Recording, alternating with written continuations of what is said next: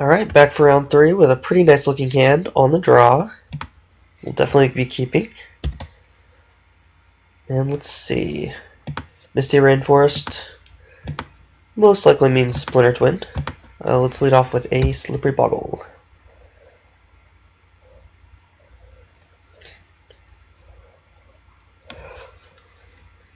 So, our hand is good, as I mentioned. Against Twin, I'm going to want to just start hitting my opponent for 5 a turn as soon as I can, and hopefully draw a Path to Exile.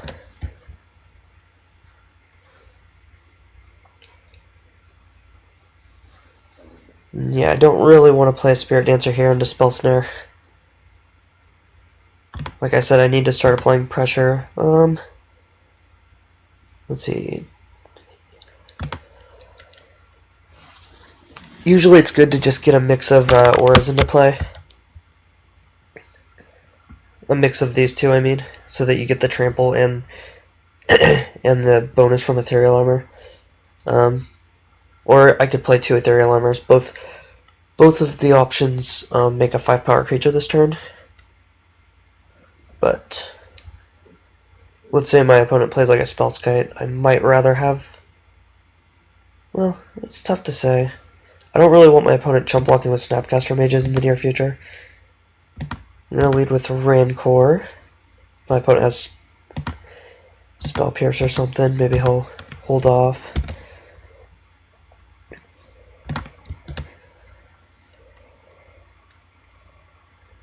So yeah, this is why Splinter Twin's pretty brutal. Like, against a normal blue-red tempo deck, this would be an unbeatable hand.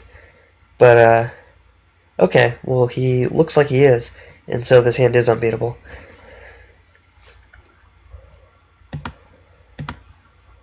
And thankfully I did resolve the Rancor, because that is way more important than having a huge creature that can get chump blocked every single turn. But yeah, I should be able to win just by...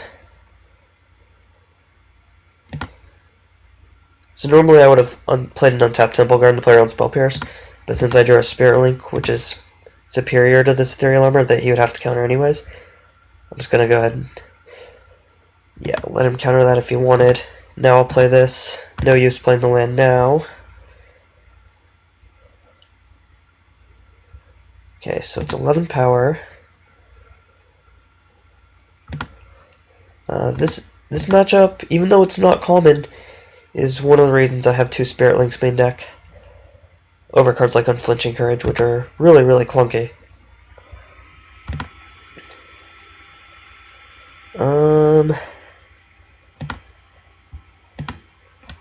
So my opponent could have like Cryptic Commands, so I'm not going to play my creatures until like post Cryptic Commands so that I can block a little better, or just block in general.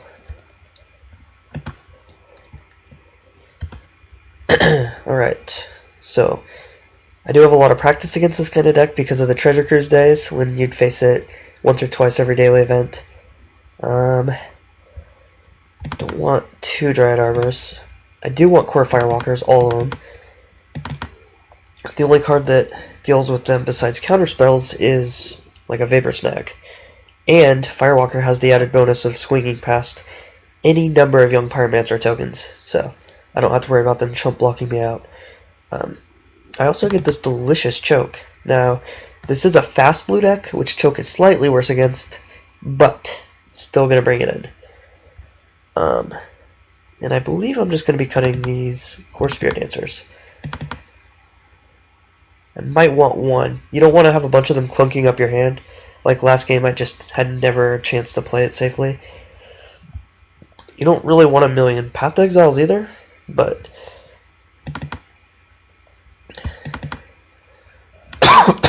we're mainly going to want to just have a Hexproof creature turn 1.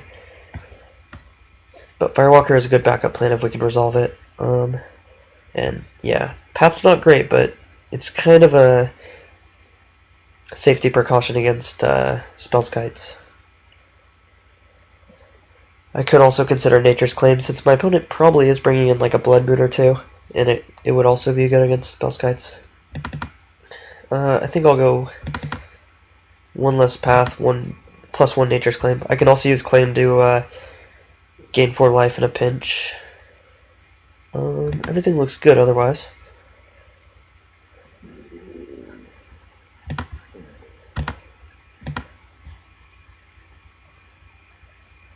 So I didn't really suspect a Delver deck since he passed with a mana up. Usually they would either have like a Delver or a Serum Visions or something. He probably just had a Lightning Bolt. Alright, this hand's pretty great.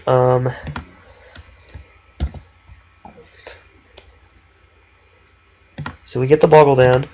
The only card that I have to worry about is Electrickery as far as Boggle getting killed. If I can slam the Spirit Mantle and resolve it, that would be pretty good, but still not like game over or anything.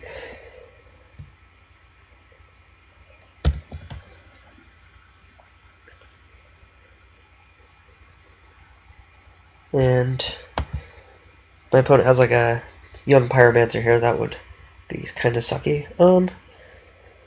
So I don't really want to slam Spirit Mantle in the face of Electrickery and Mana Leak. And I don't really want to attack into a Snapcaster Mage either. So let's see.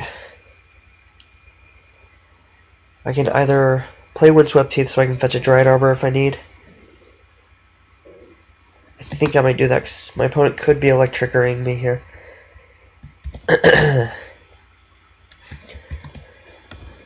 But more than likely, probably just has a like a Mana Leak or a Remand. If if I had a 1 mana aura, I probably would have played it because Rayman wouldn't have got me, but Mana Leak does. And I would really like to stick the Spirit Mantle. Okay, my opponent gets to see my hand, but it's not the end of the world. Because I'm not going to be playing spells for a while anyways. So I'll have several unknown cards by the time my spells get cast. My opponent can't play a Delver here without tapping out, so I doubt he'll be doing that.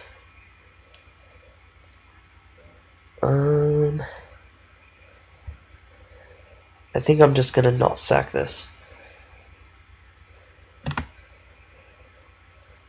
Okay.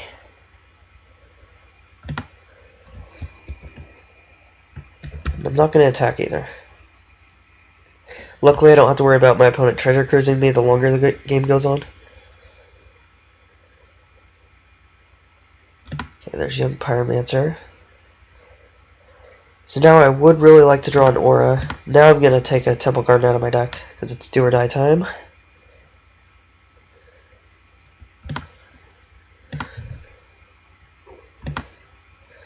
Okay, Rancor's cool. I could play a land, then play a Rancor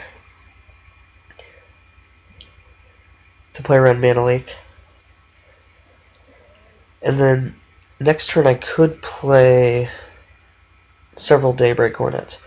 Alternatively, I can Spirit Mantle. Spirit Mantle right now. Let's see here.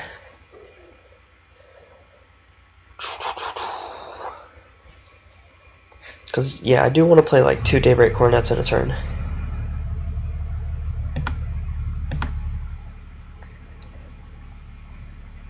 So, would I rather have Rancor or Spirit Mantle in play? Probably the Spirit Mantle so I can block for a while. So, I'm going to play Rancor and not play around Mana Leak.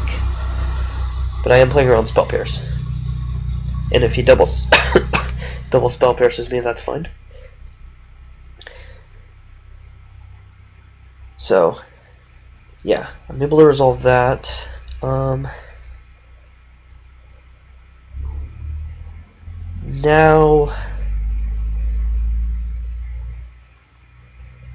I have to decide some stuff here. Sadly, I can't play, all 3 of these the next turn. I could play Spirit Mantle this turn to like get a counterspell out of his hand. Might be worth it. Might also be worth waiting for a little bit.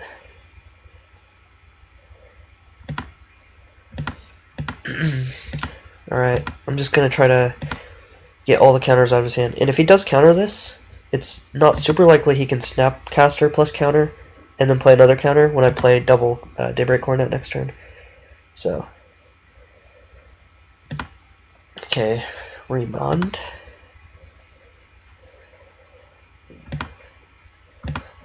Hopefully my opponent doesn't Blood Moon me, because then I'm dead. And you'll notice a choke would have been pretty killer there for me.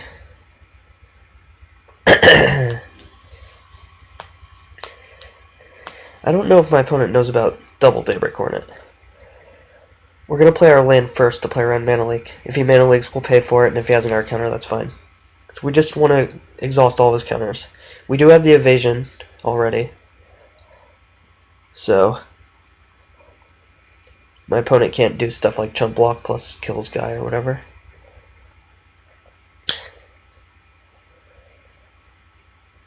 Okay, so he could have a Spell Pierce plus like a Mana Lake or something. And we'll see what happens. I'm gonna play a land. Yep. He could have a Spell Snare or something along those lines.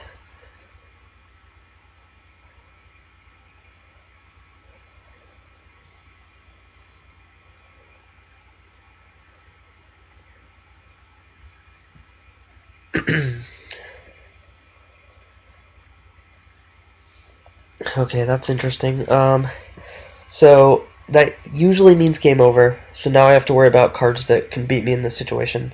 One of them is Hibernation. So if my opponent has Hibernation, I don't really want to play any more spells. He could also do something like bounce the Rancor.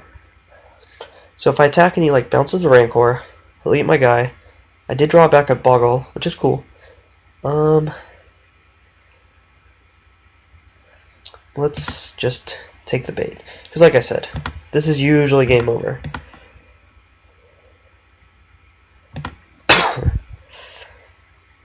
Okay.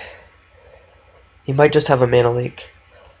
I don't think it's bad to get this Mana Leaked, so I'm just going to play it. He would have to have a series of cards like Repeal on Rancor into Electrickery for that to be bad, I think.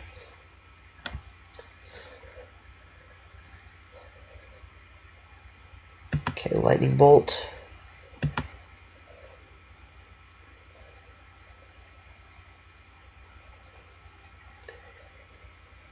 Lightning Bolt. So yeah, the old days, my opponents could almost get out of situations like this because of Treasure Cruise. And along with Treasure Cruise, they usually played like awesome one-of sideboard cards like the aforementioned Hibernation. Now they have to be more sleek and calculated with their card choices. Okay, what do we got? Snapcaster plus Lightning Bolt or something? Or Serum Visions, I guess.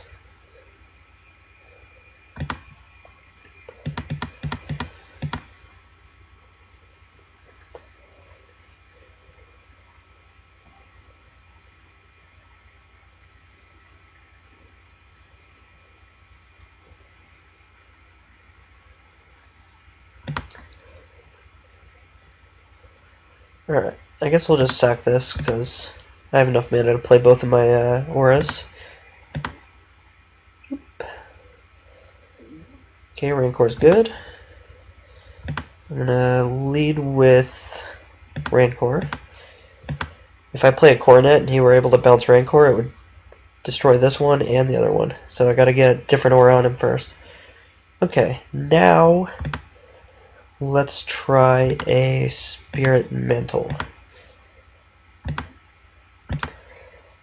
See how that goes over. Negate. Okay. That's probably a card he just drew. So, if my opponent does have a card like Hibernation sitting on top of his deck, how would we beat it? Well, we're going to be attacking here, clearly. So So we can first strike down all of them but 2. So he doesn't have enough left over to finish our guy. Because yeah, if we play this Hyena Umbra, I guess I might as well. Hyena Umbra would get destroyed if he hibernated, but that shouldn't matter since I'd still have Rancor, Coronet.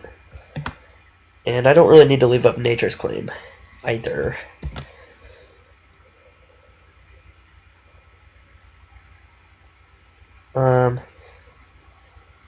There is a very, very tiny chance my opponent is playing the Grixis version of the deck, so he could have access to Black Edict cards. So I definitely want to keep this alive. Because, I mean, among the ways my opponent's going to beat me, it's got to be a weird situation like that. Or just chain together several Cryptic Commands, of course. Okay, Serum Visions. His Cryptic Command would come close to doing the job. Probably not close enough, because he would have to do it on my turn and then somehow have 22 power available to him. And I'd be able to gain 4 life with Nature's Claim if needed.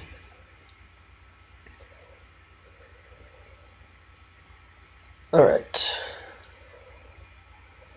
I guess let's just make this guy as big as possible, and then swing. So he has to block with 13 toughness, which I believe he has exactly, which means I think if I swing with this, I win. Let's make sure. So he has to block all the toughness. 9, 10, 11, 12, 13. Oh, I was way off, because this is flip 2. Okay. So I'll just swing with this guy.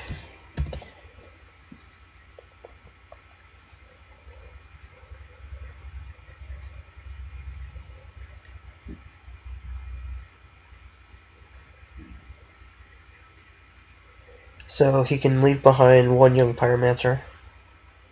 But at this point, if he does draw a Hibernation, he's probably still dead. Just to my, Hexproof creatures plus Rancors. And his chances of winning with Cryptic Command are really dampened now. Like, multiple Cryptic Commands in a row, I should say.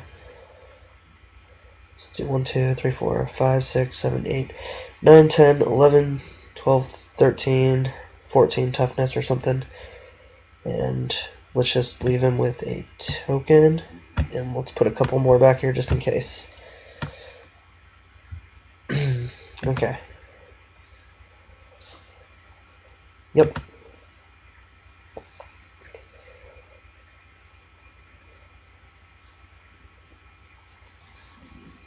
So, some people say Blue-Red Delver is a good matchup for Hexproof, and yeah, when the matchup goes this way, it sure is. But sometimes they do have a nice curve of cheap counter magic, and it is hard to win if you don't resolve a Coronet, so.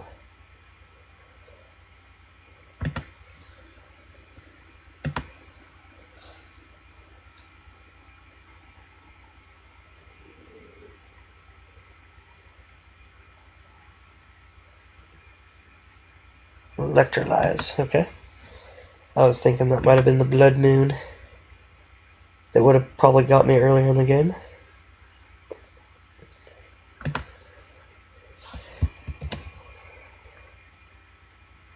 I guess I'll just swing with this guy, and this should finish it.